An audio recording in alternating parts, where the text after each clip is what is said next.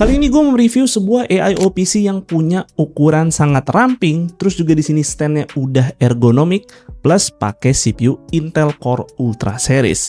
Ya, ini adalah Acer Aspire C27195ES. All-in-one PC ini sesuai namanya punya ukuran layar di 27 inch dengan screen to body ratio mencapai 95%.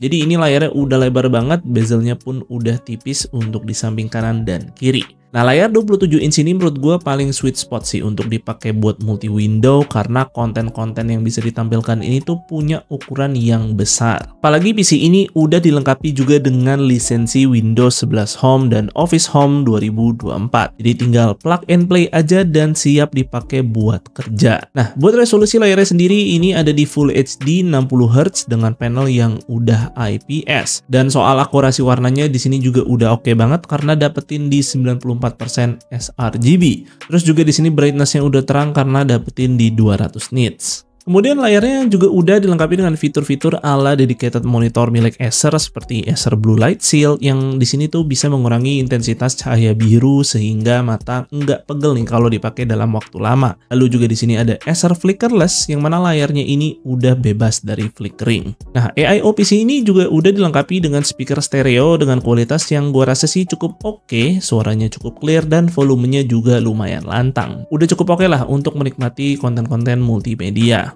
Kemudian secara dimensi, PC ini sendiri itu ramping dan simple. Tentu ini sih bikin dia nggak terlalu makan banyak tempat, apalagi cuman ada satu kabel aja yang diperlukan, yaitu adalah kabel dari power adapternya. Yang mana power adapternya sendiri juga punya ukuran yang cukup kecil. Karena untuk mouse dan keyboardnya ini nggak pakai kabel sama sekali alias udah wireless dengan koneksi dongle 2,4 GHz. Nah, ngomongin soal wireless, di sini untuk wireless connectivity-nya sudah dilengkapi dengan Bluetooth 5 serta sudah support protokol Wi-Fi 7. Nah, selain desain dan setupnya yang ramping dan simple, kita di sini juga bisa atur layarnya secara ketinggian, bisa juga layarnya di tilt dan di swivel. Karena di sini tuh standnya memang sudah ergonomik. Sayangnya aja di sini sih belum bisa di rotate. Walaupun begitu, standnya ini yang dipakai udah kokoh banget karena bahannya sendiri ini full metal. Paling sih bagian kakinya aja nih yang masih plastik, tapi tetap build quality-nya ini solid karena di dalamnya sendiri juga ada bahan metalnya. Untuk I/O portnya di sini lumayan banyak nih, ada 4 buah USB Type A yang bahkan udah support protokol USB 3.2 Gen 2. Terus juga di sini ada satu USB Type C, plus di sini ada HDMI port untuk display output, serta nggak lupa ada satu audio out 3,5 mm.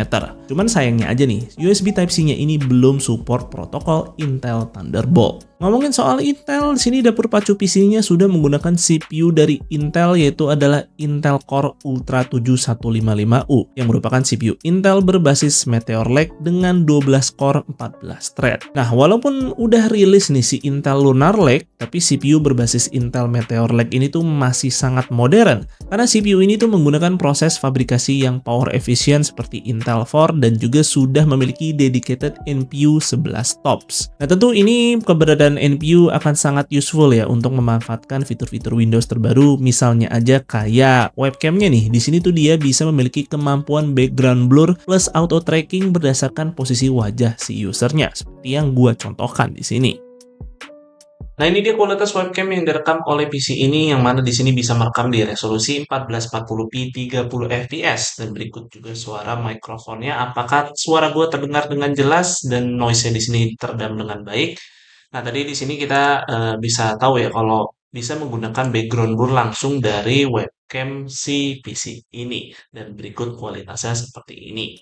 Kemudian tak lupa sama integrated GPU-nya yang di sini tuh udah menggunakan Intel Arc Alchemist. Yang tentu ini jauh lebih modern ya dibandingkan integrated GPU Intel sebelumnya. Karena di sini tuh selain dia udah bawa support ray tracing, integrated GPU ini juga sudah support AV1 untuk decode dan encode, yang tentu ini akan sangat kepake sekali buat productivity related. Sayangnya aja PC ini hanya dilengkapi dengan RAM bawaan 8GB single channel. Ya, untungnya sih di sini ada satu slot kosong kalau mau dibikin dual channel, dan dia di sini tuh bisa di-upgrade sampai 32GB untuk total kapasitas yang dipakai. Nah, terus juga di sini untuk storage bawaannya sudah NVMe Gen 4 512GB dengan speed di 5000 MB per second, which is ini sudah cukup oke sih untuk dipakai sehari-hari. Nah, soal performa sendiri sendiri udah cukup oke banget, multicore-nya di sini bisa konsisten di sekitar 7000-an.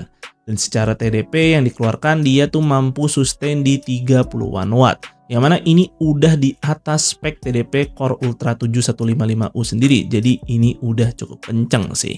Walau memang sih secara suhu dia tuh masih bisa nyentuh di atas 90-an derajat.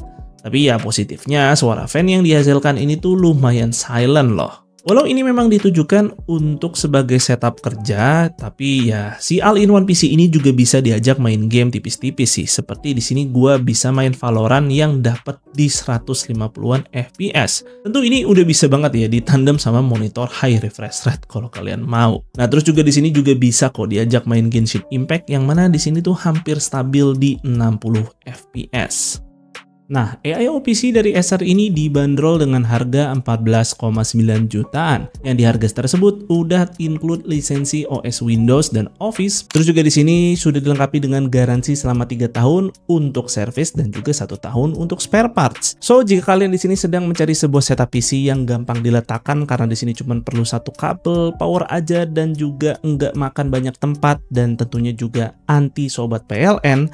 Nah, mungkin si Acer Aspire C27 ini bisa menjadi solusi kalian yang sedang mencari hal tersebut. Dan menurut kalian gimana tentang AIO PC kali ini? Tulis pendapat kalian di kolom komentar. Dan mungkin sih segitu aja untuk videonya kali ini. Semoga video ini bermanfaat buat kalian. Jika kalian berkenan, like dan share video ini. Dan jangan lupa subscribe channel Suka IT jika kalian nggak mau ketinggalan kontennya. Dan jangan lupa juga follow Suka IT di Instagram dengan nama @suka_it.